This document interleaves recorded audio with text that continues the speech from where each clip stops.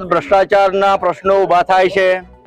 ક્યાંક રસ્તા ખોદીને ગટર બનાવવામાં આવે છે, એના પર ફરી પાછો પેવર બ્લોક કરે, ફરી પાછા પાઇપ નાખવામાં આવે, ફરી પાછા પેવર બ્લોક કરીને માત્ર કામ કેવી રીતે કોન્ટ્રાક્ટરને મળે અને કટકી કેવી રીતે ભાજપના આગેવાનો સુધી પહોંચે એવી વ્યવસ્થા શું આયોજન તરસાડીમાં થયું છે।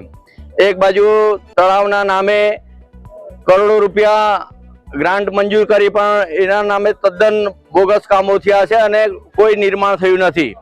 એવું જ જે છોકરાઓ માટેના ઉદ્યાન છે કે વડીલો માટેના ઉદ્યાન છે, બાગ બગીચા, એમાં પણ કોઈ વ્યવસ્થા નથી અને લોકો ત્રાહિમામ પુકારે છે।